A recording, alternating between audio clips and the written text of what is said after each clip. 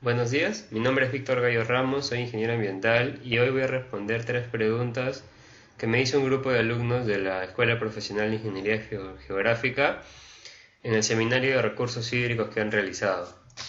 La primera pregunta fue: ¿qué tan importante y confiables son la utilización de los sistemas de información geográfica para aplicaciones hidrológicas como el balance hídrico en una cuenca? Bien, pues los software de sistemas de información geográfica, como por ejemplo el ArcGIS o el QGIS o el Saga, eh, en realidad el nivel de importancia que estos tienen en la determinación del balance hídrico es muy alto. ¿Por qué? Porque primero que nada, a partir de los sistemas de información geográfica podemos diseñar una cuenca, que es la unidad en la cual uno hace el balance hídrico.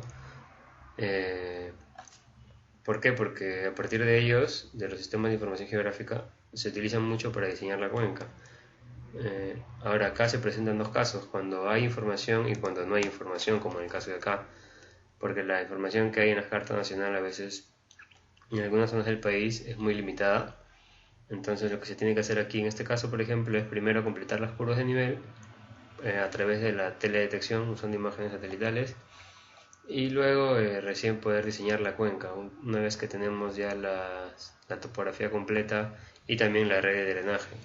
Entonces, si no tenemos esto, no podemos diseñar una cuenca y no se puede por ende determinar el balance hídrico. Entonces, es primordial el uso de los sistemas de información geográfica para poder diseñar esta cuenca en zonas del país donde no hay información. Y obviamente donde sí hay, pues se corrige la información y se actualiza, ¿no? Por ejemplo, esta imagen corresponde a una zona de San Martín.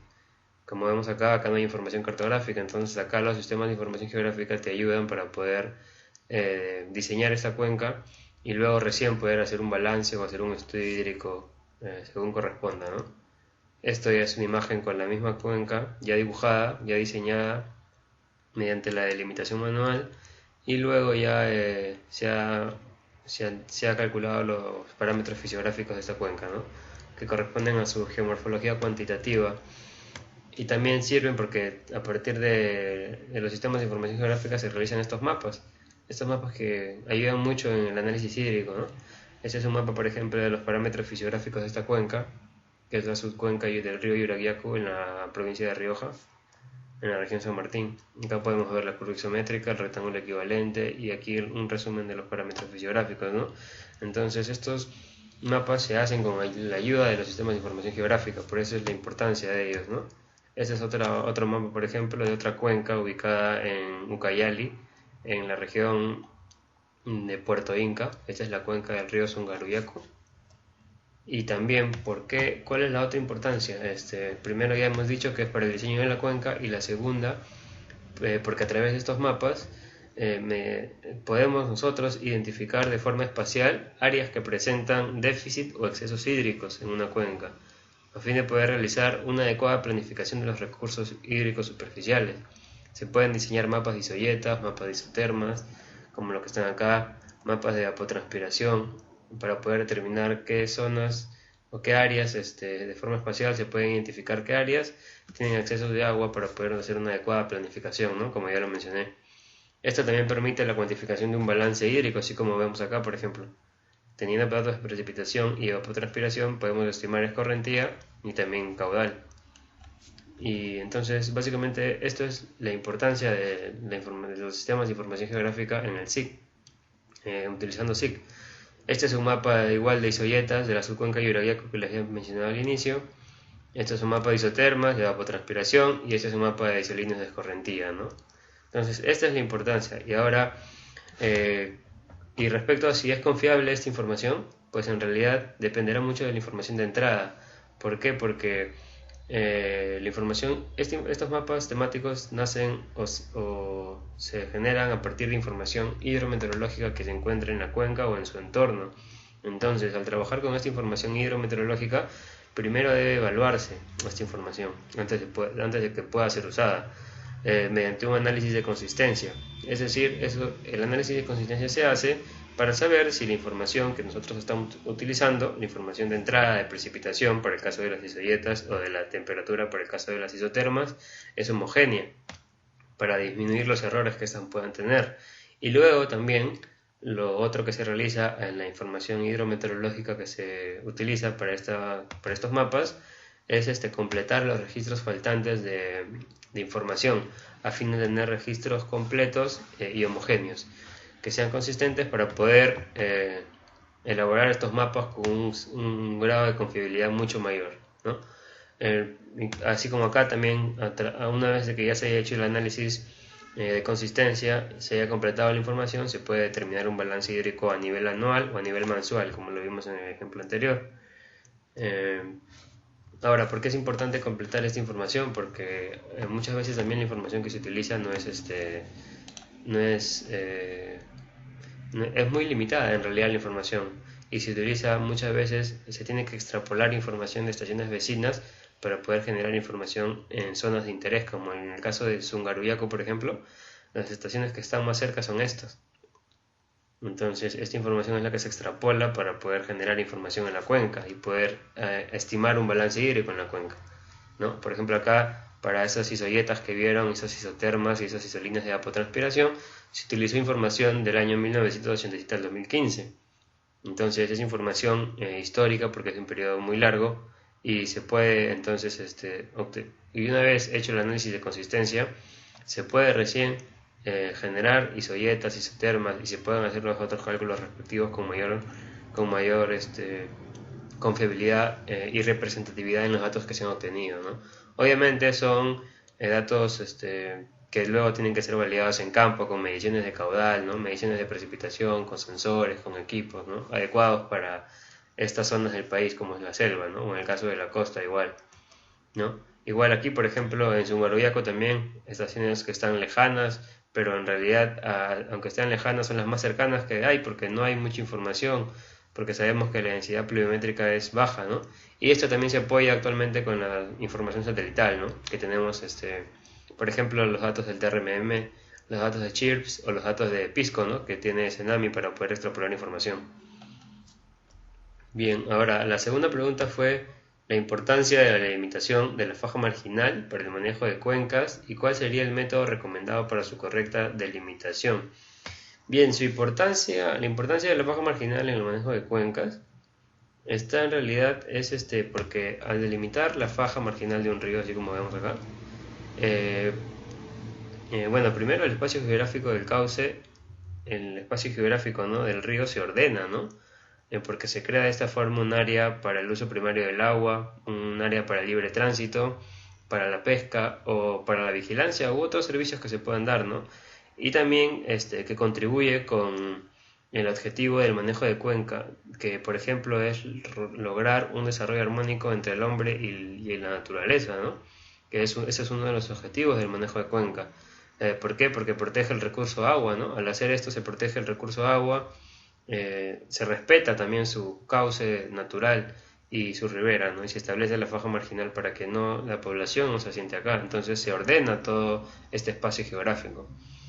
Y también las poblaciones que habitan, ¿no? ¿Por qué? Y con esto también se contribuye al desarrollo integral de la cuenca, ¿no? Porque existen menos riesgos, la población está más segura, el cauce también tiene un libre tránsito y todo lo que ya he mencionado, ¿no? Y bueno, el método recomendado pues para su delimitación es esta, ¿no? Que es la resolución jefatural 332 del 2016 de la ANA. Esta resolución establece qué métodos se deben utilizar para la correcta delimitación de la faja marginal y los anchos mínimos de faja marginal que deben haber, ¿no?, en los cuerpos de agua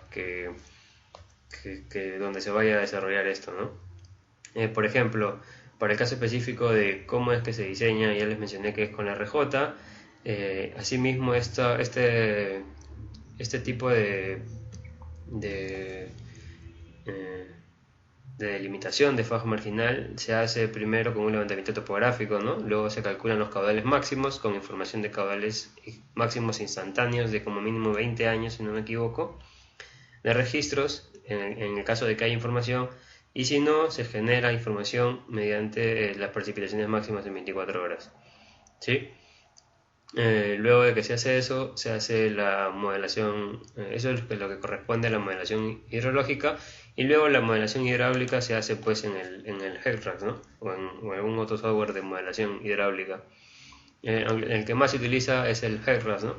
Y bien, luego de que esto se hace con la finalidad de determinar el cauce y la ribera, ¿no?, en ambos márgenes del río, eh, y determinar también la faja marginal, ¿no?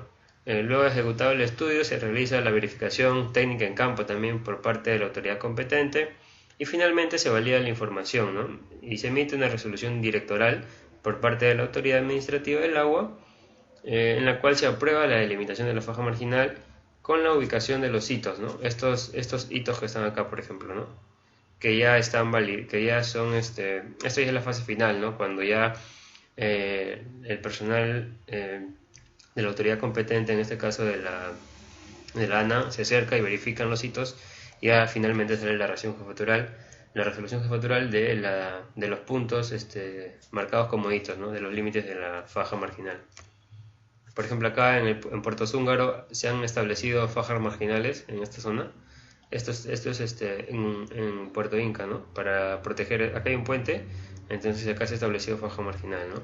Sin embargo, este río en su época de avenida crece mucho, ¿no?, y muchas veces supera ese límite, ¿no? Entonces a veces es un poco complicado, ¿no?, poder predecir esos valores, pero siempre se trata de aproximar lo mayor posible a la realidad, ¿no? Bien, y la última pregunta fue la importancia de la infiltración y la escorrentía en la pérdida de suelos y el ciclo hidrológico.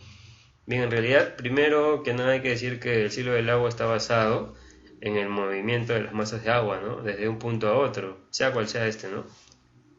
Sin embargo, también hay que mencionar que es la transferencia del movimiento de las masas de agua en sus diferentes estados, ¿no? Por lo tanto, es el que gobierna los procesos que se generan aquí, ¿no?, como la precipitación, ¿no?, la evapotranspiración, la escorrentía y también la infiltración, ¿no? Ahora, si estamos hablando de, por ejemplo, acá tenemos la precipitación, hay escurrimiento, hay infiltración, hay evapotranspiración, ¿verdad? Ahora, en cuanto a la pérdida, esto es en cuanto a la importancia de la infiltración en el ciclo hidrológico, ¿no?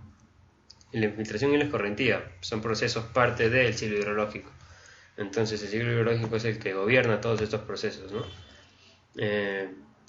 Ahora, en cuanto a la pérdida de suelos, la infiltración y la escorrentía son procesos que están también muy relacionados. ¿Por qué?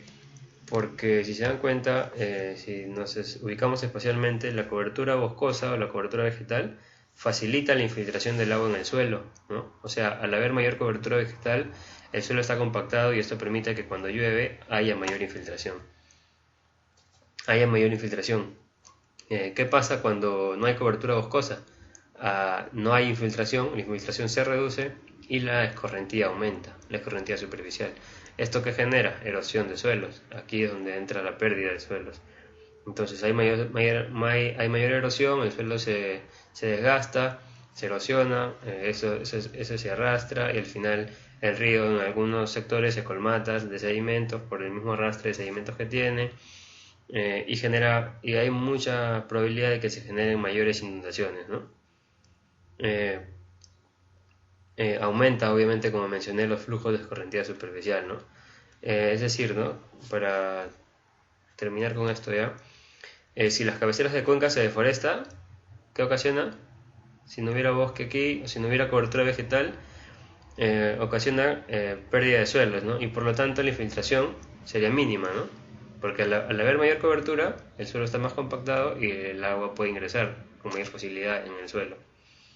Y el escurrimiento superficial, ¿qué sucede? Aumenta, ¿no? Si no hay bosques, no hay infiltración, ¿no?, y hay mayor escurrimiento superficial.